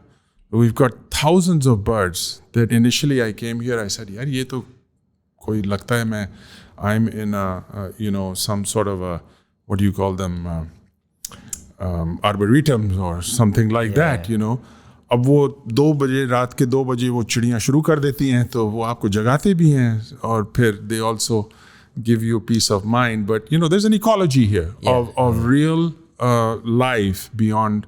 We can learn from that. Makes right? sense. So that's, we want to preserve that, not make this into a concrete jungle. Makes sense. Green is important. Yeah, we're at the 1 hour 48 minute mark, and so I'd like to wrap this up. And I know that मैंने personally बहुत सारे और areas रखे हुए थे that I wanted to talk to you about. There's just so much to unpack here. I'm going to ask you 2 questions. एक तो generally मैं सबसे पूछता हूँ और एक generally मेरे दिमाग में आता है. देखें, as a पाकिस्तान में ना मैं एक बड़ा मेजर मसला देखता हूँ. हमारी आइडेंटिटी के अंदर we're very confused in a way that we don't really know a lot about our history, right? And so हम कभी किसी से connect कर जाते हैं, कभी किसी से connect कर जाते हैं, and unfortunately there hasn't been a lot of work that's been done in that area as well. I know that LUMS has a history department, and so I hope to see more coming out from there to be able to that people can consume and begin to make sense of that identity. Yes. But within that identity, there is another very important aspect, and that is religion. And at a certain time, what began to happen was that we sort of diverged into 2 very specific areas. और ये I think मेरा ऐसा ख्याल ये है कि ये British time के बाद होना शुरू हुआ जब हमने मदरसों को अलग कर दिया और हमने स्कूल ऑफ लर्निंग को अलग कर दिया, जिसमें हुआ ये कि मॉडर्न डे के अंदर आपके जो religion which became a very integral and inherent part of your identity, वो जब बात आती है फ़िलासफ़ी की, जब बात आती है ह्यूमैनिटीज़ की, जब बात आती है किसी भी चीज़ की, तो वो एक डिफरेंट एरिया ऑफ लर्निंग हो गया. और जब रिलीजन की बात आती है तो वो आपने एक डिफरेंट टाइप ऑफ लोगों को दे दिया कि यार you go and play and make whatever mix plate you want out of it. And so मैं आपको इस तरह से बताता हूँ कि my cousin he wanted to get into और he wanted to go into religious academia, and so he flew from Karachi. He'd just come from the US and he flew from Karachi and came to Islamabad, and he went to the International Islamic University thinking that as the name suggests, this is where the Islamic academic learning would be taking place. And you'd be surprised. There's a bachelor's in Islamiyat and there's a master's in Islamiyat, but there's no legitimate programming of that sort. And so, होता क्या है, बड़ी uncomfortable conversation है ये, because a lot of people are like, हम दुनिया के ऊपर फोकस कर रहे हैं. We don't want to. Religion in Pakistan is very confusing. आप corporate sector में जाते हैं, आप academia circle में जाते हैं, तो वो कहते हैं यार religion की बात ना करो. एंड मेरे हिसाब से वो हुआ इस वजह से बिकॉज आपने उसको completely अपने आप से डिस्कनेक्ट किया. then you gave it to individuals who took it, branded it, portrayed it in a way that now you don't connect with it at all. Right. You go to Malaysia, you go to Egypt, you go to any other Muslim country in the world, and religious academia is a very integral part of their academic structure. And in a way, the way that they're working in a multidisciplinary way is just outstanding. मैं Malaysia में देखता हूँ, the way that their religious scholars, academics work with their medical. Pakistan में होता है ना कि हमारे यहाँ बड़ी religious, उसके अंदर बहुत सारी चीज़ें आ जाती हैं और आप कहते हैं नहीं यार डॉक्टर से कुछ और कह रहे हैं, वहाँ पर वो काम कर रहे हैं और वो मिलकर बता रहे हैं कि यार क्या है क्या नहीं है, so on and so forth. Do you think आपका humanities का स्कूल है, do you think at some point you would begin to expand into minors at the very least, where pure hardcore academic areas of religion or religious philosophy, let's call it that, could begin to be explored by young scholars, where such an area जो कि बहुत important है for your country, for your region, वो completely ignore हुआ हुआ है. You know, if we can explore sociology, if we can explore a lot of other disciplines, why not religion? What do you think? It's a good question. I think other countries, as you mentioned, have done and modeled for us ways forward for that. I would include Iran in that, by the way, right? They have some amazing religious scholars who really have gone into a level that we can't even imagine right now. And there's a lot we can learn. They are our neighbors. And, you know, we have so much more in common with Indonesia and Malaysia than we do, let's say, with European countries in that regard. Yeah. So I don't see any boundaries we should artificially draw around any discipline, including religion. Religious studies is a normal part of the curriculum in any part of the world. Yeah. You know, irrespective of geography, right? And when we start thinking of what appears to be difficult subjects in Pakistan, like religion, and you mentioned gender. Yeah. Yes, that, you know, if you look at any kind of metric in terms of where is Pakistan in terms of gender, equity, equality, inclusiveness, it's embarrassing. Yeah. Really embarrassing. But then we find, as we did, with some small interventions, you can have huge impacts. Right. Ek misal hai business school mein, which is predominantly male, right? We wanted to change that. So we said, what if we give a 50% scholarship to any woman who applies in our graduate programs? MBA, EMBA, MS programs, jo bhi ho. You know what happened? Within 2 years, 6% jo unki proportion thi went up to 34%. तो एक तो वो qualitatively numbers बदल गए. अब फिर उसका spill over ये होता है क्लासरूम में सवाल अलग तरह के होते हैं. I mean, you know, females look at things differently, and rightfully so. They have different contributions. फिर जो case studies, which is predominantly the business school pedagogy, they had to choose different cases. Right. So the ripple effect starts to happen as you start thinking out of the box in how can you fast track in areas which are really truly important. The Sahida Waheed Gender Institute at LUMS, you know, if you look at their archive for women's studies, women's history, mind-boggling, you know. So we want to create a permanent, if not, you know, rolling, kya kehte hain, preserve for this work, for this scholarship. And not everything can be digitized. Right. You can't, you know, there's limits to digitization. आप कितनी screens देखेंगे और कितनी रातें आपकी नींद गायब हो जाएगी उससे. You need to touch a book sometimes. You need to see the archives. And so this new building will showcase a museum, permanent and otherwise, as we will have an auditorium, as we will have some very energy efficient green initiatives that we are very keen on. So I think religion is rightfully so. Good question you're asking, where we're pushing the boundaries in the wrong direction. And we're making taboo subjects out of areas which really should be explored, because I don't think Islam at any point said you should not question. Yeah, absolutely. And questioning is the root of curiosity, is the root of learning. Yeah, and it's very prevalent in our history as well. I mean, most of the Islamic philosophers of the greatest ones of our time were the ones who were hardcore academics, really just trying to figure out. Not just philosophers, we had mathematicians, we had koi discipline dekh lein aap. A lot of what the Greeks borrowed came from Islamic studies, right? Yeah. And I think मैं इसको थोड़ा context अगर दे सकूँ ना, देखें मुझे पर मसला ये आ रहा है. It's what's happening and the language that's missing. Gender studies is a remarkable example, because your population understands Islam, but the current language of how gender studies is being put out is something that they don't understand, and that's where the interdisciplinary. Because मैं gender को ही देख के, I try to look at what other Muslim countries are doing, and a lot of what they did was when they went and explored gender, they also connected it with academics from religion, and when they coupled that and in a multidisciplinary way shared their findings, it was much more contextualized and consumable for their population, because it was contextual to them. Yes. And the change was much faster. और मैं देख रहा था, मैंने कहा यार, why are we stuck? Like, these ideas are not opposed to what you believe in. But I think we have to remember something also, that here we are and talking about higher education, but a lot of this has to happen K to 12. Right. A lot of it has to happen perhaps K to 3, K to 6. वो असल formative होते हैं. आपको पता है कि by the time your kid is 3 years old, they've already got their personality pretty much down pat, right? And that's when they're really curious.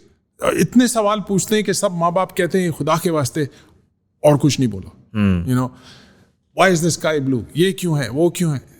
And by the time they're in university, वो आग तो बिल्कुल बुझ गई होती है. अब तो हम खींच के निकालते हैं कि भाई सवाल तो करो कुछ. हाँ, ये तो क्या बात है? This is something wrong with the system that is getting naturally curious human beings to become so bound in their own bubbles that they can't, they stop learning as much, right? So I think when we talk about things like religion or when we talk about these contexts, abhi kya hota hai? Look, you know the numbers better than me. 30 million, 40 million, 50 million are dropping out even before they get to high school, right? ये किधर जाते हैं लोग? उनको कौन पढ़ा रहा है? ये इनके जो मौलवी होते हैं, जो इनके the people they respect, teachers are among the high in the policemen, teachers, not politicians, are high in the pecking order, but so are the Maulvis. Yeah. तो उनसे सुनते हैं. अब it's back to your point about education. If all of those people haven't had a chance to be educated, they're going to tell you, इस तरह करो, इस तरह मारो, इस तरह भगाओ, इस तरह. तो उनकी दुनिया तो छोटी होती जाती है. और जब ही उनकी दुनिया खुलनी है.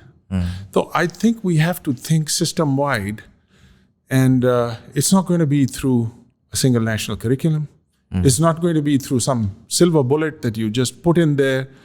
Everybody eats hamburgers, so we're all going to be healthy. Actually, think about the hamburger metaphor again. It's the most unhealthy thing you can have. And we have seen that, one size does not fit all. So I think we need a rethink right from the get-go when our youth are in their formative stages. We need to value these teachers. We need to, give them the dignity and the purpose for which they're serving us.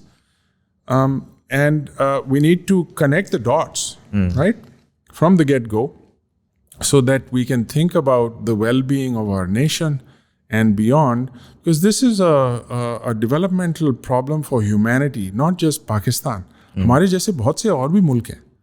तो ये हमारा जो मसला है, जो obstacles हैं, मैं फिर वो उसी बात पर आता हूँ, उसके साथ opportunities भी हैं. So we have to see both, and वो जो फासला है उसको हमें कम करना है. I'm going to ask you the last question. Generally मैं तमाम guests से पूछता हूँ. You spent a fairly large amount of time in Canada, and you took the plunge to come to Pakistan.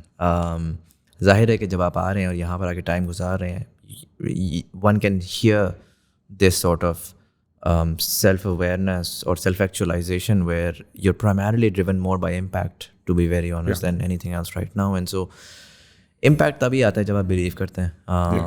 And so आपने कुछ तो देखा होगा, कुछ तो समझा होगा. चाहे आजकल अनफॉर्चुनेटली एक बड़ा नाजुक मोड़ से Pakistan every now and then गुजरता है, आजकल भी गुजर रहा है. How do you see Pakistan 28 years from now, in 2050, knowing what you know now, seeing what you've seen globally as you've traveled, but also over the last 5 years as you've gotten to reconnect and rediscover Pakistan more after all these years? How do you see Pakistan of 2050?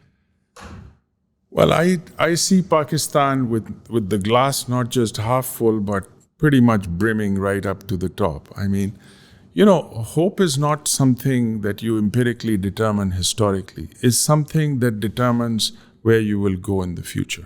It guides you. It's the spark that propels us forward. And I'm full of hope for Pakistan. And as you say, abhi aisa hai, we are in a times where difficulties, challenges are there for sure, but it's not the first time. You have to remember, we're a young country. We're only 75 years old. Look at other countries. How long did it take the US to get women the right to vote, or blacks for that matter, or for minorities to have the status that they do? इसमें सदियां लगती हैं, time लगता है. So let's not be impatient, number one. We will, like many other countries, we've done those things much faster than they did. There are many things we've done, we just don't count our blessings enough. We don't have a view of appreciation as a starting point. If you start with a problem, you're going to stay at the problem space. If you start with, what's working, then you think, okay, what are the gaps? It's much easier to close that gap than if you're stuck in the problem space. And here I think everyone is an expert in everything. Especially politics, right? Everybody's an expert. So we need to be a little more humble about that. I see Pakistan as a country that has all the natural resources where we can start thinking about high impact interventions to involve especially the young. My hope lies especially with the young. I think they're the ones who are going to give us a true sense of our self-actualization. There's a couple of caveats here. One of them is treat them as equals.